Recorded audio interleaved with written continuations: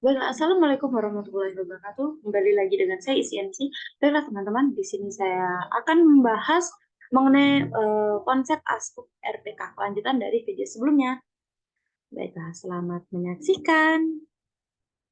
Nah, dalam konsep ASKUP dari RPK yang pertama dilakukan adalah pengkajian, yaitu yang pertama identitas terdiri atas nama, umur, jenis kelamin, nomor MR, tanggal masuk rumah sakit, tanggal pengkajian. Yang kedua adalah alasan masuk rumah sakit. Biasanya klien masuk dengan alasan sering mengamuk tanpa sebab, memukul, membanting, mengancam, menyerang orang lain, melukai diri sendiri, mengganggu lingkungan, bersifat kasar, dan pernah mengalami gangguan jiwa di masa lalu, kambuh karena tidak minum obat secara teratur. Nah, yang kedua itu ada faktor predisposisi. Biasanya klien pernah mengalami gangguan jiwa, masa lalu, dan pernah dirawat atau baru pertama kali mengalami gangguan kejiwaan. Nah, yang kedua, biasanya klien berobat untuk pertama kalinya, eee, dan ke dukun sebagai alternatif serta memasung dan bila tidak berhasil baru dibawa ke rumah sakit jiwa. Biasanya klien pernah mengalami atau menyaksikan penganiayaan fisik, seksual, penolakan, dan lingkungan. Selanjutnya, biasanya ada anggota keluarga yang mengalami gangguan kejiwaan, kalau ada hubungan dengan keluarga, gejala pengobatan dan perawatan. Biasanya klien pernah mengalami pengalaman masa lalu yang tidak menyenangkan, misalnya perasaan ditolak, dihina, dianiaya, penolakan dari lingkungan. Yang kedua ada pengkajian fisik, yang pertama adalah ukur dan observasi tanda-tanda vital seperti tekanan darah, akan bertambah naik, nadi cepat, suhu pernafasan terlihat cepat.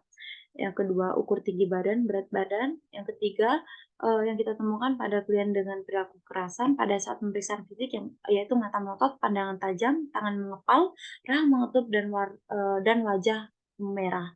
Dan yang terakhir yaitu ada verbal yang terdiri atas mengancam, mengumpat kata-kata kotor, berbicara kasar, dan putus. Nah, selanjutnya ada pengkajian yaitu psikososial yang terdiri atas sinogram dibuat 3 generasi ke atas yang dapat menggambarkan hubungan klien dengan keluarga. Yang kedua yaitu konsep diri. Biasanya ada anggota keluarga klien yang tidak disukai klien yang pengaruhi keadaan klien saat berhubungan dengan orang lain sehingga klien merasa terhina, diejek, dan eh,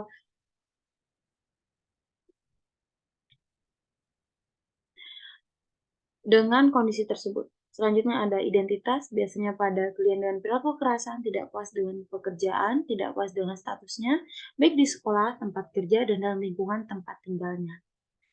Nah, selanjutnya ada harga diri, biasanya klien dengan resiko perilaku kekerasan, hubungan dengan orang lain akan terlihat baik, harmoni saat terdapat penolakan, akan merasa tidak berharga, dihina, diejek oleh lingkungan, keluarga, maupun di luar lingkungan keluarga.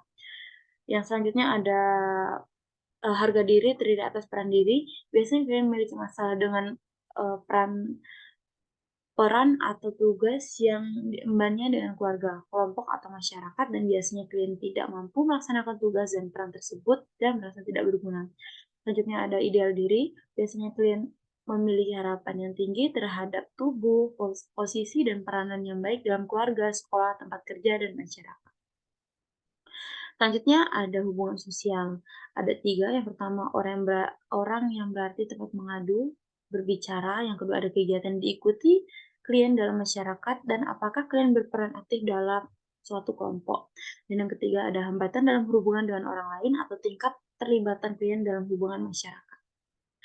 Yang selanjutnya ada pengkajian spiritual, yaitu nilai dan keyakinan. Biasanya klien mengatakan bahwa dia tidak mengalami gangguan jiwa, kegiatan ibadahnya, dan selanjutnya ada biasanya ketika pasien sakit jarang melakukan ibadah. Selanjutnya ada pengkajian status mental. Yang pertama ada penampilan. Biasanya penampilan klien itu kotor. Yang kedua pembicaraan. Biasanya pada saat klien berperilaku kekerasan pada saat dilakukan pengkajian bicara cepat, keras, kasar, nada tinggi, dan mudah tersinggung. Yang ketiga ada aktivitas motorik. Biasanya klien gemetar, tangan mengepal, dan rahangnya tertutup dengan kuat.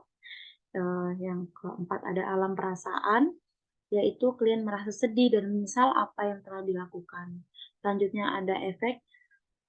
Biasanya klien mudah tersinggung dan sering marah-marah tanpa sebab. Selanjutnya ada interaksi selama wawancara, pasien akan terlihat bermusuhan, curiga, tidak kooperatif, tidak mau menatap lawan bicara, dan mudah tersinggung.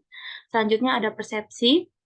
Nah, klien dengan permasalahan ini, dapat menjawab pertanyaan dengan jelas. Selanjutnya ada isi pikiran. Klien meyakini bahwa dirinya itu tidak sakit atau baik-baik saja. Selanjutnya ada tingkat kesadaran. Klien berperilaku kekerasan kadang tampak bingung. Selanjutnya ada memori. Biasanya klien diwawancara dapat, eee, mengingat kejadian yang terjadi dan mengalami gangguan daya ingat jangka panjang. Selanjutnya kemampuan penilaian. Biasanya klien mengalami kemampuan penilaian penilaian ringan dan sedang dan tidak mampu mengambil keputusan. Selanjutnya ada pengkajian, yaitu kebutuhan persiapan pulang. Yang pertama ada makan, klien tidak mengalami perubahan, BAB dan BAK, biasanya, tidak ada gangguan. Untuk masalah mandi, biasanya klien jarang mandi, tidak menyikat gigi, dan tanpa kotor, bau. Selanjutnya untuk berpakaiannya, jarang mengganti pakaian, tidak mau berdandan, tidak mau mengenakan pakaian dengan sesuai, dan, klien tidak mengenakan alas kaki. Selanjutnya untuk istirahat dan tidur, eee, biasanya klien tidak melakukan persiapan sebelum tidur seperti menyikat gigi, cuci kaki, berdoa, dan sebagainya. Selanjutnya untuk penggunaan obat, biasanya klien mengatakan minum obat 3 kali sehari dan klien tidak mengetahui biasanya obat atau akibat jika putus minum obat. Selanjutnya pemeliharaan kesehatan, biasanya klien tidak memperhatikan kesehatannya dan tidak peduli dengan bagaimana cara yang baik untuk merawat dirinya. Dan yang terakhir ada aktivitas di dalam rumah, biasanya klien mampu merencanakan, mengolah dan menyajikan makanan, merapikan rumah, mencuci pakaian sendiri, dan mengatur biayanya sehari-hari. Selanjutnya ada pengkajian mekanisme coping. Biasanya klien, mengungkapkan, respon maladaptif yang ditandai dengan tingkah laku yang tidak terorganisir, marah-marah bila keinginannya tidak, terpenuhi, mukul anggota keluarganya, dan rusak alat-alat rumah rumah tangga. Selanjutnya ada masalah psikologis dan lingkungan. Klien merasa ditolak dan mengalami masalah interaksi dengan lingkungannya. Dan selanjutnya ada pengetahuan.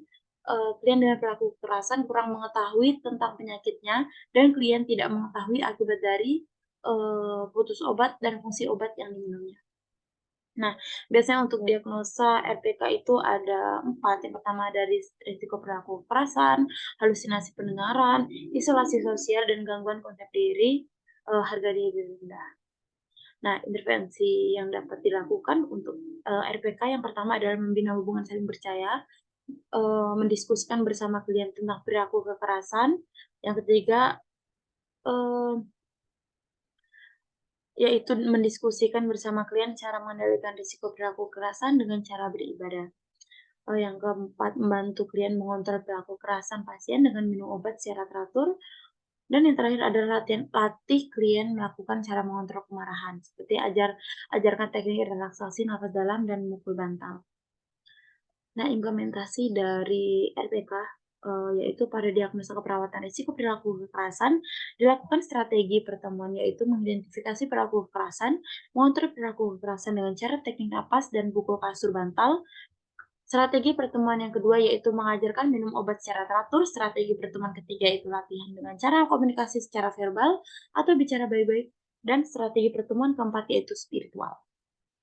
Nah, evaluasi yang diharapkan, dari, implementasi RPK yaitu, yang pertama pada tinjauan teoritis, evaluasi yang diharapkan adalah pasien mempercayai perawat sebagai terapi, dapat mengidentifikasi dan mengontrol risiko perilaku kekerasan, dapat mengendalikan risiko perilaku kekerasan melalui latihan fisik, dapat mengendalikan risiko perilaku kekerasan dengan cara minum obat secara teratur, dapat mengendalikan risiko perilaku kekerasan dengan berbicara baik-baik, dapat mengendalikan risiko perilaku kekerasan dengan spiritual yang terjadwal. Sedangkan pada tinjauan kasus evaluasi yang dihasilkan adalah, yang pertama, klien dapat mengontrol dan mengidentifikasi risiko perilaku kekerasan dan dapat mengendalikan risiko perilaku kekerasan melalui latihan fisik. Klien dapat mengendalikan risiko perilaku kekerasan dengan cara pergi ke poli jiwa untuk mendapatkan minum obat. Klien dapat mengendalikan risiko perilaku kekerasan dan berbicara baik-baik dengan orang lain.